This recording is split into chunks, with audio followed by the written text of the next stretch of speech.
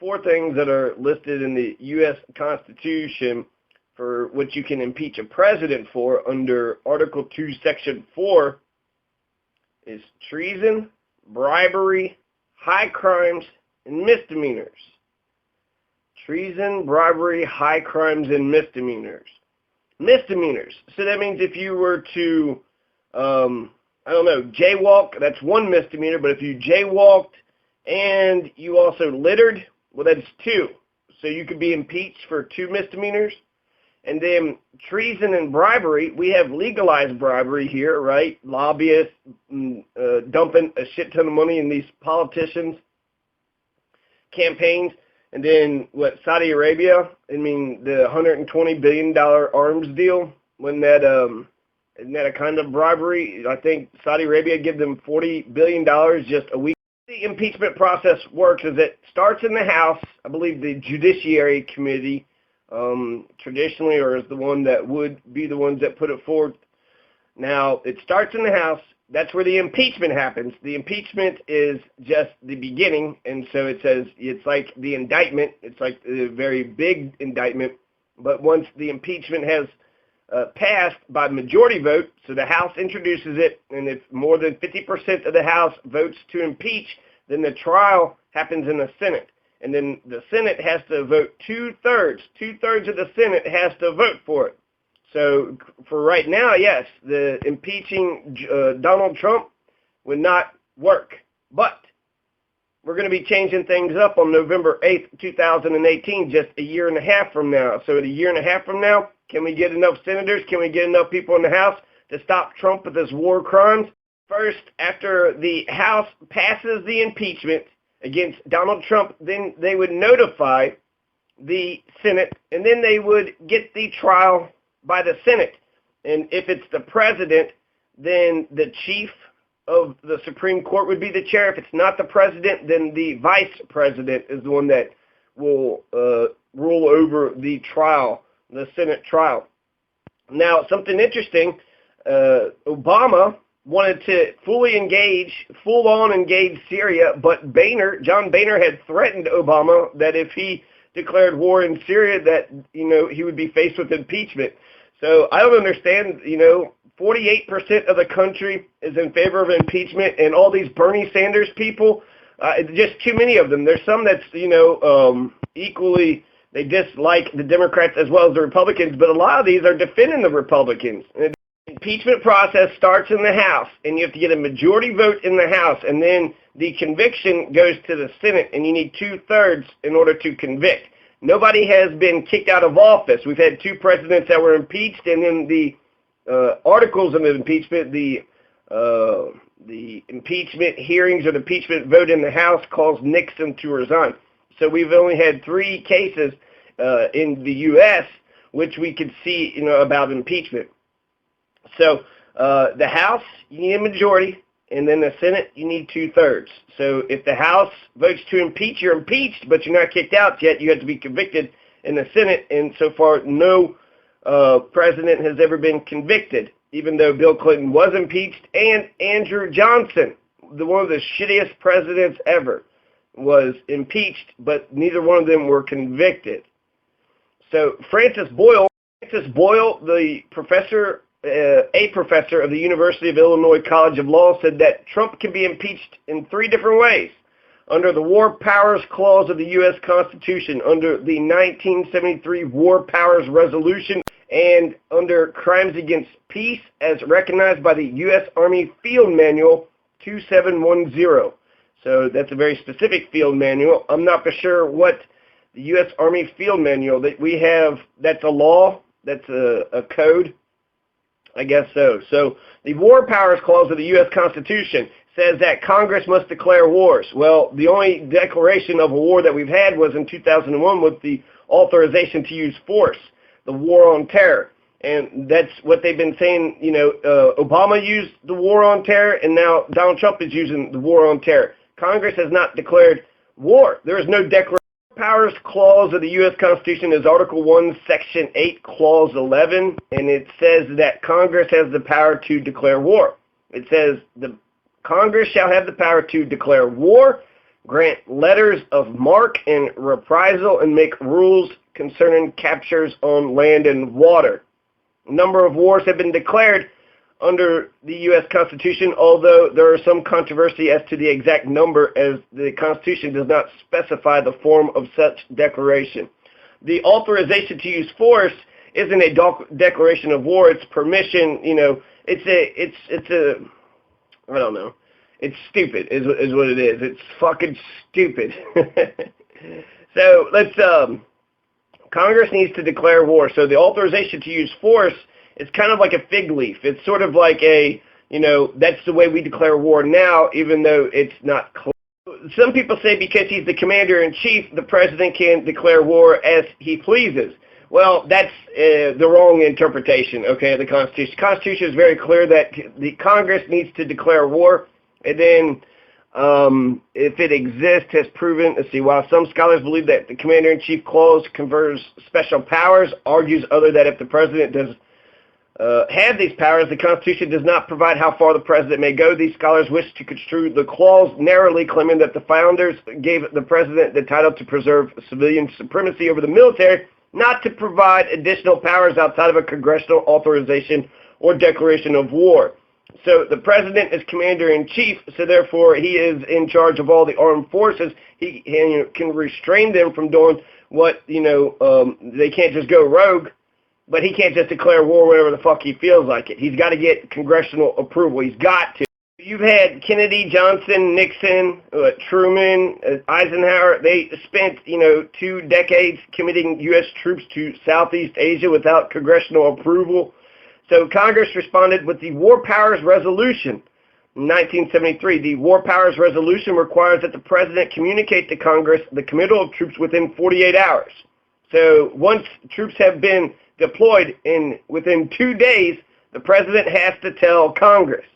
Okay, so this is trying to balance out the emergency. The President needs to deploy troops right now versus congressional approval. So go ahead and commit your troops now, but within 60 days, if Congress doesn't grant an extension, the war is over. The war is over. So if you think it's an emergency, the President can go ahead and act, immediately, but within 2 months, Congress does not approve, then that war is shut down. Of the War Powers Resolution of 1973, the intent was to halt the erosion of Congress's ability to participate in war-making decisions. The terrorist attacks against the World Trade Center changed everything, right? But the only reason it changed anything was because of the authorization for the use of military force against terrorists. Authorization for military force, the AUMF. And ever since that has been passed, that has been the reason why our civil liberties have been curbed. That's the reason why we don't have a right to privacy anymore. It's the reason why our emails and our phone calls and, even our likes, every single like, every bit of all of our data is being saved into some vault, some server that the government has. So they're taking away our civil liberties. We're declaring war against anybody and everybody right now. There's boots on the ground in You may ask, what would we impeach Donald Trump for? Well, there's a bunch of things. The killing of civilians, for one thing. There's strikes in Yemen, the war in Somalia, Pakistan, Afghanistan, Iraq, Syria, everywhere. All of Africa. We're escalating Afghanistan right now. There's boots on the ground in Somalia. In here, yesterday this was reported. So, around May 27th, 2017, we killed 80 people, civilians, relatives of ISIS fighters is what we're saying, and that includes 33 children. 33 children. So they said, that's what they said, right? Some say 37, some say 15. It was near Mayadeen, Syria.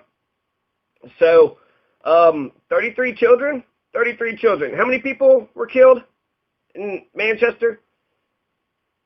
Had a U.S. service member who died, Etienne Murphy, Etienne, Etienne, Mr. Murphy.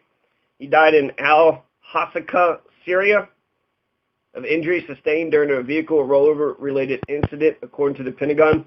So it's not just, civilians that are being killed. And then if we just say it's the families of ISIS, like you'll say, oh, it's the family of ISIS, so who cares about those babies? 33 children. What if that's the exact same fucking mentality that they have? So all you right-wingers who just say kill, kill, kill always, just knee-jerk reaction, kill, kill, kill, you're doing the same thing they're doing. You're doing the same thing they're doing. So you're going to say, well, Manchester, they're killing babies, and what, you just don't care about when they're killing babies? No, I very much care. It was atrocity what happened in Manchester, and it's atrocity what we're doing all across. Somalia, you had a death of a Navy SEAL that, that died there. He was, it shows that we're in Somalia. I'm not seeing where his name is. On March 30th, President Trump signed a directive declaring parts of Somalia an area of active hostilities, exempting the region from counterterrorism restrictions imposed by President Barack Obama in 2013. So we got boots on the ground. We got dozens, if not hundreds of people in there.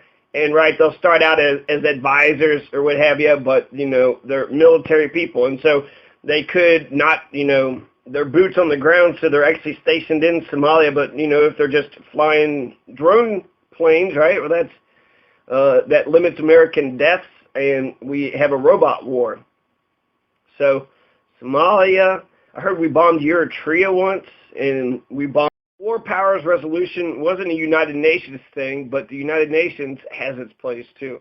The War Powers Resolution of 1973 was pretty much exactly as I said it, the 60 days. So the president, say 9/11 happens, Bush could go ahead and just start dropping troops in Afghanistan immediately. And then within 2 days, within 48 hours, he has to notify Congress. So I guess the House leadership and the Senate leadership at least. And then once Congress is notified about it, after 60 days, Congress has a decision whether or not to keep the troops, keep the war, keep the thing that Bush was doing, or to end it. And if they say to end it, then there's a 30-day withdrawal period. So, yeah, you got 2 hours, you got 2 days. Right, was it 48 hours? You can get away with the murder, and that whole show's about 48 hours. So you got two. It was a joint resolution about the war powers of Congress and President, 92nd United States Congress. This is 1973, so this was under Nixon. Nixon vetoed it, of course, right? No, how dare you? So, and then it overrode his veto, which you need a supermajority in order to do that. So that's at least 2/3, maybe 3/4 of the Congress. So this is very popular. In 1973, the War Powers Resolution says, you have to include Congress. You can't just bypass Congress. So I think actually I don't even like the War Powers Resolution because it says the president can go ahead and declare war unilaterally, right? He's got 90 days, 92 days that he could declare war unilaterally until he is reined in. But once the war started, right, then they've attacked back, and now you got a big-ass fucking conflict on your hands. $1 trillion, right? Trillions of dollars. Who's paid for this? It says here in Wikipedia that Bill Clinton, when he bombed Yugoslavia, when he disintegrated, when he wiped Yugoslavia out once and for all in 1999, that bombing campaign was illegal according to the War Powers Resolution, since he didn't, tell Congress, but actually Congress did vote for it. Bernie Sanders voted for it. So, see, that's another thing. Congress can cover the president's ass, too. So the War Powers Resolution, I just think, okay, well, when it comes to right now, has Trump declared war? Has Congress declared war on behalf of allowing Trump to drop bombs? No. We haven't given Trump authority. We gave Bush authority. We didn't give Obama authority. We gave Bush authority. So how the fuck can Trump just come in here?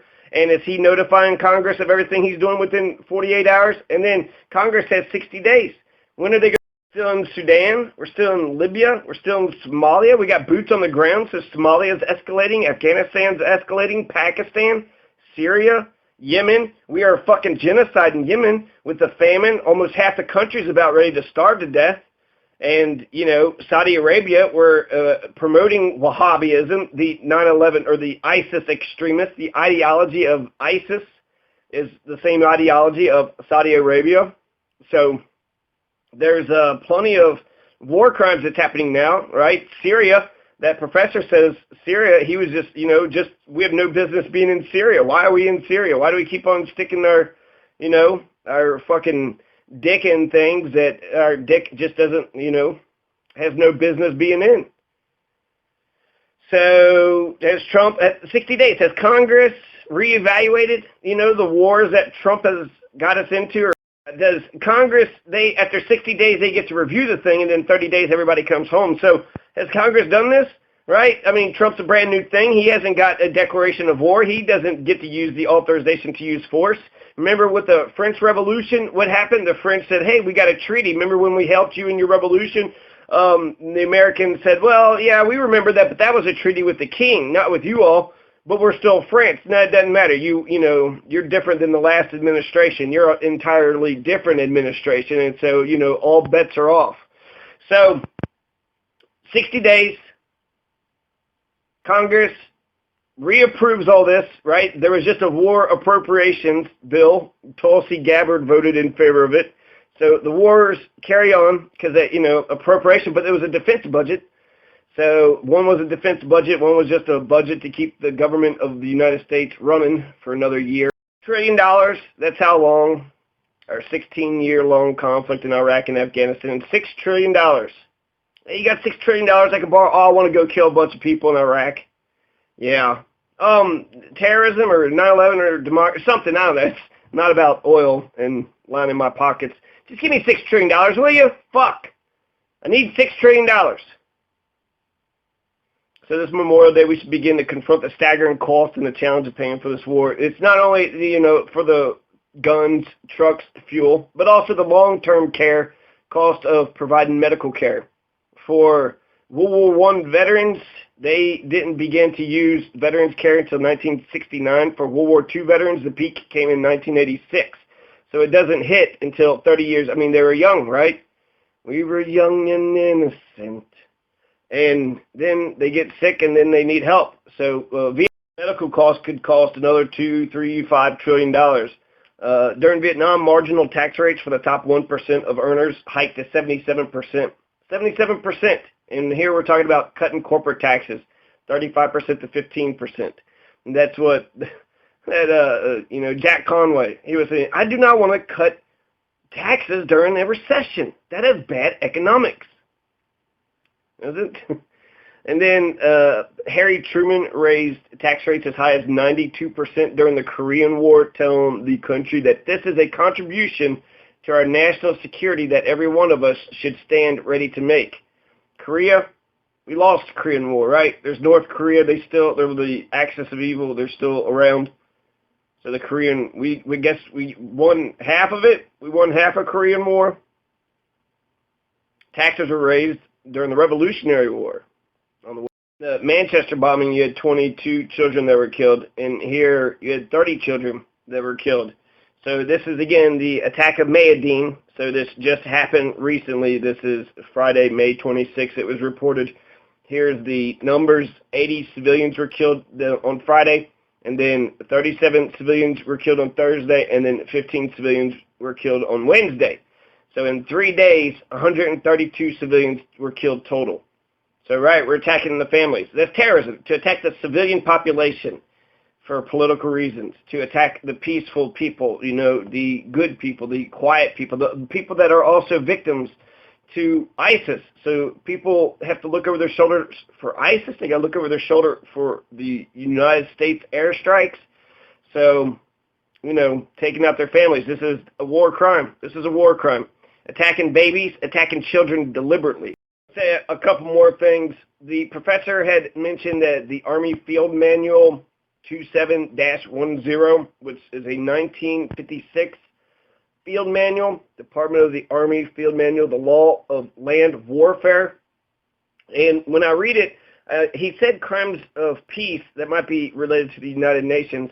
But when I read through this, it's talking about Geneva Protocol for the prohibition of the use in war of asphyxiating, poisonous, or other gases, and of bacteriological methods of warfare. So it just goes on and basically it says what you're, not allowed to do, what you can't do. You can't use, riot control agents. You can't control or have rescue missions, So, right, you can't use a lot of these gas and shit, herbicides, for a lot of so basically it restricts warfare. So I don't know exactly how this, in inadmissible objects of attack or bombardment, 40A, attacks against the civilian population as such prohibited. Customary international law prohibits the launching of attacks, including bombardment against either the civilian population as such or individual civilians as such. So that's exactly what we just did in Syria, Friday, Thursday, and Wednesday. 130, civilians were killed directly. Bombardment is illegal in our own Army manual. At least in 1956 it was. The good old days, the roaring 50s, right? Leave it to Beaver when everything was just perfect and wonderful. And then the 60s came and ruined it for everybody. So then there's also prisoners of war, how to treat prisoners of war. It's 246 pages, so I won't be able to get the general thrust of it is basically, don't be a total fucking dick. You're allowed to shoot people. Murderers for the Manchester bombing actually just came out, or I just came across it, and the sister, Betty's sister, Salman Ramadana Betty, his sister said that he saw America drop bombs on Syrian children and he wanted revenge. So that was the fucking reason. Because he saw us killing Muslims, so he killed some of us. So that's directly, you know what I mean? Like, they're killing us because we're killing them. And that cycle of violence never fucking ends. It never fucking ends. The right-wingers, they, we know what the fuck they want. And so I'm sure, they're pissing, they're nutting themselves right now over all this shit. We use war on terror equipment. Our police use it. In the Denver Access Pipeline, there was contractors, war on terror. United Nations. We didn't go into Iraq with the United Nations approval. I do think we should get the United Nations approval. We have fucking veto power in the United Nations. So we get away with so much shit. And if we can't get the United Nations to go along with us, then what we're doing isn't fucking good. The whole point to the United Nations, and I don't want to cede all of our sovereignty. The only part of our sovereignty that I cede to the United Nations is any aggressive fucking war against a sovereign nation that didn't attack us, which is an illegal war crime. That's the whole point of the United Nations. That's the great legacy of the greatest generation, is that they don't want any more Nazis or Hitlers ever to come about. And so when the whole Nuremberg trials happened, it was actually pretty much, it was comedy. Because you had the Allies saying the Nazis, you killed civilians. And then the Nazis just turned around and was like, well, you killed civilians. It was like, well, you killed children. He turned around and said, no, you killed children. And so the Allies were like, well, shit, what did you do that we didn't do? And then they're like, oh, you invaded Poland. You invaded a sovereign nation. You invaded, the Czech Republic. You took over a country that wasn't yours. You invaded another sovereign nation. And then, the Nazis were like, well, so did you, you invaded us, but you did it first. You did it first. So that's the legacy of the United Nations, to prevent one country from invading another country. 1 million Iraqis have been killed. So if, 12 million is what Hitler killed, so we're 1/12 of Hitler. 1 million people, that's a fucking genocide. 1 million, 2,000. They called that Kosovo genocide, was 2,000 people. So 1 million? Yeah, 1 million would be a genocide if 2,000 is. Absolutely. Figured out about the field manual, the United States Army Field Manual 2710. It was written in 1956. It was updated in 1976. It's still used by the U.S. military today. So this is the cornerstone of the rules of war for the U.S. military. Field Manual 2710, the cornerstone. The cornerstone, right, of the foundation. So that's the corner that holds up the entire foundation. There's a whole bunch of field manuals. 622, Field Manual 1, Field Manual 3, 0, 3, 0.5.130, 3452. Drill and ceremony, leadership development, booby traps, operations, infantry, rifle, platoon, and squad, intelligence, interrogation,